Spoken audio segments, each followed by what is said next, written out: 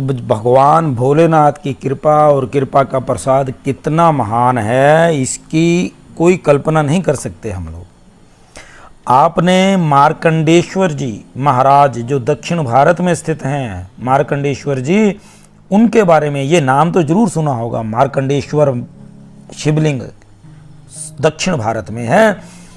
ये महामुनि मार्कंडे जी ने स्थापित किया था। तो मार्कंडे जी ने कब स्थापित किया था, उनकी मैं आपको पूरी कहानी सुना दूं। मार्कंडे जी के पिता थे महामुनि मृकंडू के। इनके संतान नहीं थी। इन्होंने भगवान शंकर को अपनी तपस्या से प्रसन्न किया। भोलेनाथ प्रसन्न हुए। उन्होंने बोला, बेटा तुम्हें पुत्र की प्राप्ति तो होगी, लेकिन यदि गुणवान और यशस्वी पुत्र चाहिए तो उसकी आयु केवल 16 वर्ष होगी, और अगर तुम्हें गुणहीन पुत्र चाहिए तो वो चिरंजीवी होगा। इस पर जो महामुनि मृकंडू थे, उन्होंने बोला, हे प्रभु, मुझे तो गुणवान पुत्र ही चाहिए, मुझे तो यशस्वी पुत्र ही चाहिए। भगवान शंकर ने तथास्तु कहा और अंतर्ध्यान हो गए। अब समय आया, मृकंडू मुनि के घर में एक बालक ने जन्म लिया। बालक जन्म से ही तेजस्वी और सुंदर था। उसे पूरे वेद, पुराण, अंग, उपांग, पद, ये सब चीजें उसको कंठस्थ हो गई। उसकी बुद्धि की दूर दूर तक चर्चा होने लगी। अब वो हुए 16 वर्ष। 16 वर्ष के जब हुए तो मुनि मृकंडू को भगवान शंकर की बात याद आ गई। भगवान शंकर ने बोला था कि तेरा बेटा जो गुणवान होगा वो सिर्फ 16 वर्ष जिएगा। अब व्याकुल रहने लगे। कौन? मृकंडू मुनि। मृकंडू मुनि व्याकुल रहने लगे। उनकी व्याकुलता बेटे ने पढ़ ली। मार्कंडे ने अपने पिता के जो व्याकुलता थी उसे पढ़ा और उसने पूछा, हे पिताजी, आप मुझे बताएं कि आप असहज क्यों हैं।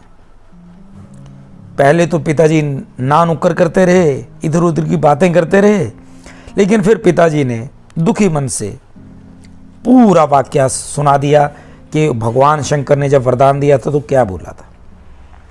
ये सुनते ही धैर्यवान शीलवान मार्कंडे हाथ जो जोड़ करके अपने पिताजी से बोला, हे पिताजी, आप तनिक भी शौक ना करें, आप तनिक भी किसी भी तरह की चिंता ना करें। मैं मृत्युंजय, आशुतोष, कल्याण स्वरूप भगवान शंकर की उपासना करूंगा।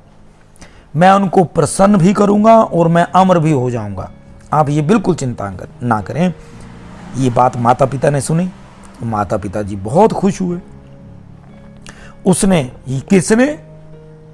मार्कंडे ने, बालक मार्कंडे ने अपने माता पिता से आज्ञा मांगी तथा यह प्रण किया कि मैं अब भोलेनाथ की ही शरण में जाऊंगा। उन्होंने रास्ता पकड़ा दक्षिण के समुद्र तट का। वहां जाकर के उन्होंने विधि पूर्वक अपने ही नाम से मार्कंडेश्वर शिवलिंग की स्थापना की और वो पूजा करने लग गए। पूजा के अंत में वे भगवान शंकर के मृत्युंजय स्तवन का पाठ करके नृत्य करते थे। किसका? मृत्युंजय स्तवन का पाठ करके नृत्य करते थे।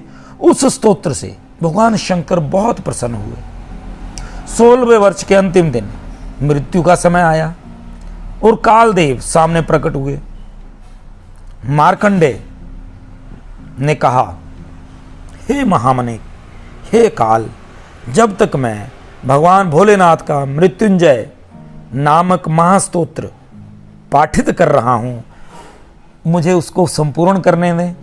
आप कृपया उतने समय तक मेरी प्रतीक्षा करिए, उसके बाद मैं आपके साथ चलने के लिए तैयार हूं। यदि मैंने कोई असत्य बात ना कही हो तो इस सत्य से प्रभाव से भगवान महेश्वर मुझ पर प्रसन्न रहेंगे, ऐसी मैं कामना करता हूं। इसलिए मैं वचन देता हूं, हे काल, इस मेरा जो पाठ होगा मृत्युंजय महास्तोत्र का, इसके बाद मैं आपके साथ चल पड़ूंगा।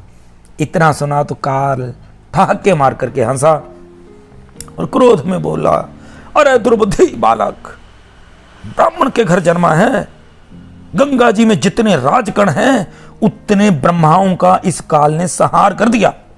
मेरा बल और पराक्रम देखो, मैं तुम्हें अपना ग्रास अभी बनाऊंगा। तुम इस समय जिसके दास बनकर के बैठे हो ना, वो तुम्हारी रक्षा नहीं कर पाएंगे। मैं देखता हूं कैसे तुम्हें भोलेनाथ बचाते हैं।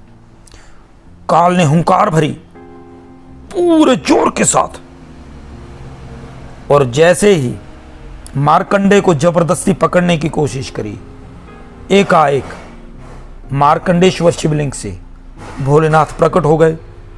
उन्होंने तेज गर्जना करते हुए प्रचंड वेग से काल देवता की छाती पे लात मार दी।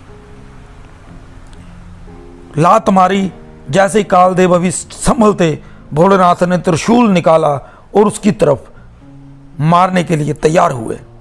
यह देखते ही काल हाथ जोड़ करके भोलेनाथ के सामने खड़ा हो गया।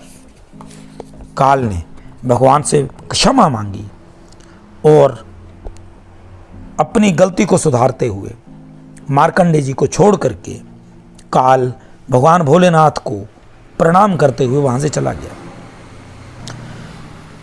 ये देखिए, भगवान भोलेनाथ सिर्फ स्तोत्र पाठन से ही और उनकी लगन से, उनके विश्वास से इतने ज़्यादा प्रसन्न हुए कि जो लिखा गया था विधि ने उसको भी बदल दिया। भगवान भोलेनाथ की तपस्या करके मार्कंडेश्वर जी ने इतनी तपस्या करी।